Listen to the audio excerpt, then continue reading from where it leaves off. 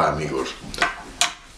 Si nos remontásemos a intentar averiguar el origen real de la masonería, encontraríamos una serie de disparidades. Hay quien dice que es desde los tiempos de Nemrod, cuando se estaba construyendo la Torre de Babel, y otros los orígenes los centran en los primeros constructores de las pirámides.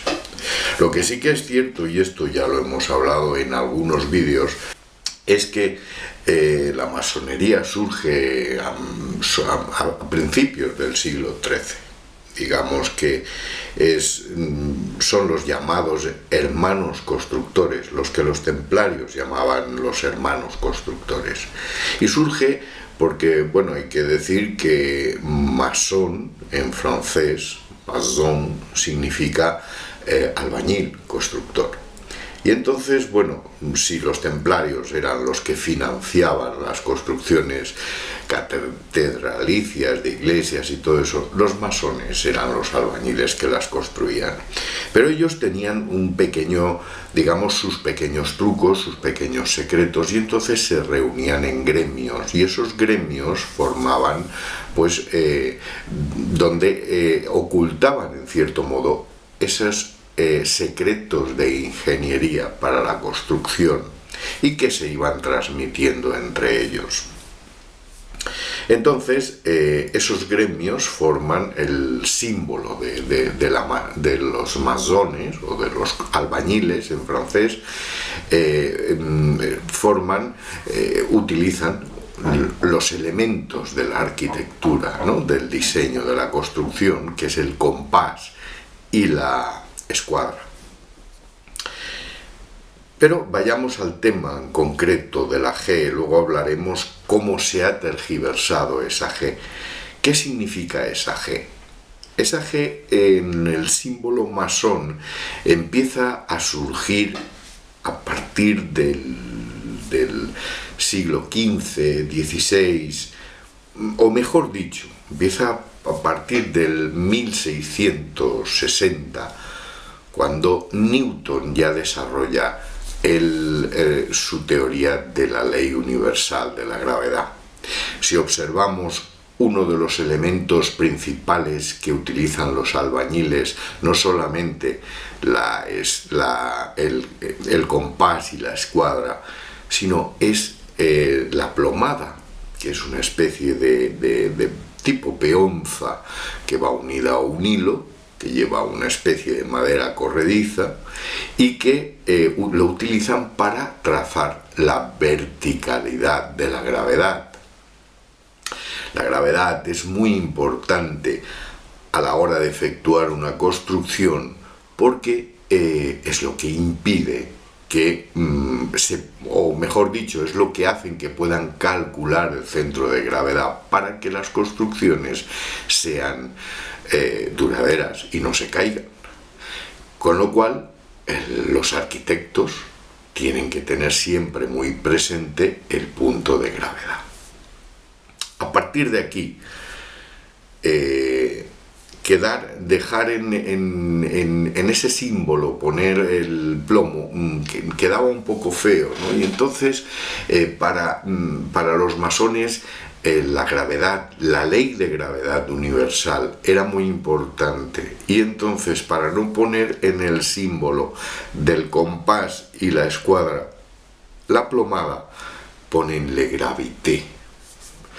La G representa le gravité o la gravedad. Hasta tal punto es importante este tema de la gravedad en los gremios masones que luego trasciende el símbolo cuando la masonería empieza a adoptar un carácter de logia esotérica y empiezan a trabajar con el tema de la alquimia de Hermes Trismegisto y empieza a convertirse en logias panteístas. Pero luego empiezas a ver por ahí y todo es que si el gran arquitecto del universo, que si llamado Gadu, lo cual darle a una especie de Dios un acronismo, un sinónimo, perdón, un simbolismo de siglas. Ya me faltaba Gadu S.A., ¿no?, para que hubiera quedado más eso, con lo cual para mí es incoherente eso. Las logias inglesas le dan el nombre de God, de Dios, cuando para nada en la masonería nos podemos encontrar referencias a Dios. Pero volvamos otra vez a esa G. Esa G para la masonería es muy importante. Es tan importante que incluso hay anécdotas muy buenas, porque se intentaban las técnicas sobre la gravitación, y para impedir que se cayeran los edificios llegaban hasta tal punto que incluso se criticaban los unos a los otros, porque habían distintos gremios masones que posteriormente dieron origen a las logias, cuando se le pone el carácter esotérico y místico, debido a los rituales de iniciación que se hacían en esos gremios, ya que digamos que el que se afiliaba o se introducía en un gremio masón tenía que pasar por una especie de ritual de iniciación, más que nada porque se le iba a hacer partícipe de unos secretos y tenía que jurar una especie de lealtad y fidelidad. A partir de ahí es cuando surge la masonería, de lo que ya hemos hablado en otros vídeos, pero sigamos centrándonos en esa G. Como decía, se criticaban tanto entre ellos y era tan importante que si, por ejemplo, por poner un ejemplo, visitamos la Universidad Pontificia de Santillana del Mar, nos encontraremos que uno de los el arquitecto que la construyó hizo un arco, construyó una parte importante que iba a sujetar un peso importante, construyó un arco cuyos los demás arquitectos o albañiles se reían de él, decían que ese arco era imposible que pudiera sujetar toda la estructura y que no podía ser. Y la burla llegó hasta tal punto que le decían que a ver quién era el que hacer el dibujo era muy bonito, pero a ver quién era el que luego le ponía el cascabel al gato. Cuando el arco hoy en día se puede visitar, a través de haber pasado el tiempo, si lo visitáis veréis el arco, y para demostrar de que él tenía razón, puso en un extremo del arco esculpido unos ratones, en el centro un cascabel y en la otra punta un gato. ¿Esto qué nos demuestra? Nos demuestra que la importancia que tenían los masones, para ellos era tan importante la escuadra y el compás, que la gravedad. Porque era tan importante que conocer esos secretos de la gravedad impedía que las construcciones se cayeran y fueran duraderas. Para eso se crearon esas logias, para transmitirse entre ellos los secretos de las construcciones y de la gravedad, de las bases gravitatorias donde se asientan las construcciones, para evitar que se cayeran y fueran duraderas, y sobre todo para evitar que esos secretos trascendieran a donde no tenía que trascender. A partir de aquí ya surge todos los movimientos y todas las tergiversaciones que cualquier ideología, ya sea política, ya sea religiosa, con el tiempo se va tergiversando. De hecho, tanto los masones como los templarios fueron perseguidos precisamente cuando dejaron de ser útiles y empezaron a ser peligrosos, pues se iban reuniendo y adoptando unas clases de poder que podían perjudicar a la élite de aquella época, porque no los tenían controlados. Eran gente humilde, gente de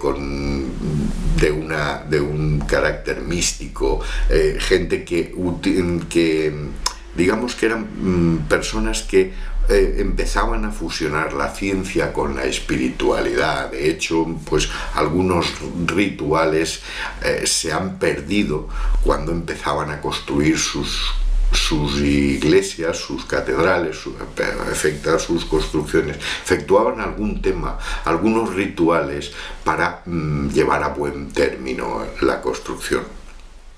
Entonces, a partir de esos momentos en que digamos que son perseguidos, porque lo último que bueno, o por llamarle algo bueno, que hace la masonería es en el 1729 impulsar la Revolución Francesa. A partir de aquí la élite se da cuenta del poder que tiene la masonería y es cuando empieza a ocupar sus puestos claves para impedir que nuevamente la masonería pudiera volver a dar este tipo de poder volver a crear otra revolución.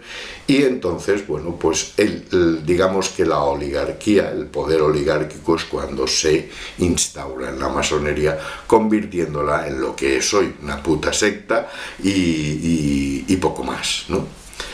En lo que ya todos sabemos. Pero he querido aclarar este punto sobre la G de la masonería, porque mucha gente, bueno, he oído barbaridades, algunos me lo han preguntado, oye, ¿esto es cierto? Pues no, es decir, la G de la masonería, por mucho que os puedan contar que si tiene vinculación con Prometeo, que para nada tiene ninguna vinculación con Prometeo, salvo que en la masonería hoy en día como carácter esotérico se estudia Prometeo, no digo que no, o se le adore en algunas logias incluso, pero no tiene nada que ver, ni Gadu es una simbología, son unas siglas que alguien se ha sacado de la manga, como el gran arquitecto del universo, que no tiene nada que ver. Ni tiene nada que ver con la G de God y en inglés, sino que algo tan sencillo como le gravité. Le gravité, que es, yo no pronuncio bien el francés, pero creo que es así, le gravité, que es la gravedad. Y quedaba más bonito poner una G en el símbolo entre el compás y la escuadra que un hilito con una bolita en el centro, que era el pasentor o algo así, creo que se llamaba, el que medía, la plomada que medía la gravedad. Aquí os muestro unas fotos para que veáis más o menos cuál era esa herramienta. Y en eso se fundamenta la G. Como veréis, no tiene nada de místico, sino que aquello que le queramos dar. Pero pienso que para conocer hoy en día cómo se ha ido tergiversando todo, de la misma forma que se tergiversó el cristianismo cuando fue legalizado, pues la masonería, cuando fue perseguida, de la misma forma que fueron perseguidos los templarios, y luego fue legalizada como la francmasonería, pues se tergiversó y cambió, a peor, pero cambió. Y esto es todo, amigos. Simplemente he querido aclararos algunas consultas que me habéis hecho sobre la famosa G que aparece en el símbolo de la masonería. Hasta el próximo vídeo, amigos.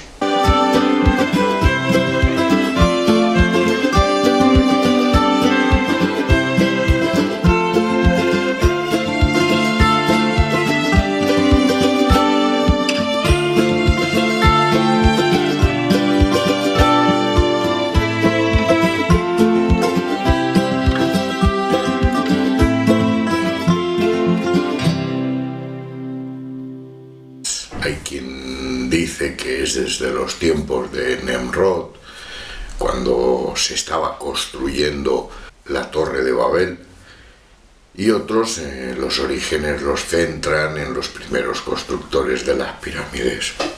Lo que sí que es cierto, y esto ya lo hemos hablado en algunos vídeos, es que la masonería surge a principios del siglo XIII. digamos que son los llamados hermanos constructores, los que los templarios llamaban los hermanos constructores. Y surge porque, bueno, hay que decir que masón en francés, maçon, significa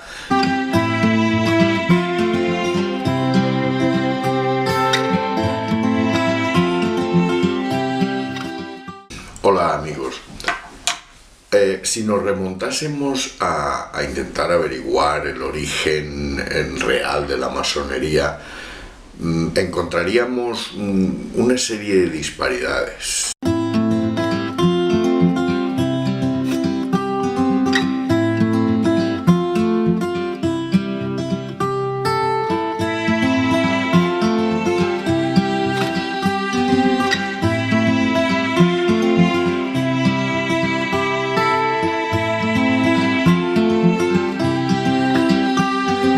Albañil, constructor. Y entonces, bueno, si los templarios eran los que financiaban las construcciones catedralicias de iglesias y todo eso, los masones eran los albañiles que las construían. Pero ellos tenían un pequeño, digamos, sus pequeños trucos, sus pequeños secretos, y entonces se reunían en gremios, y esos gremios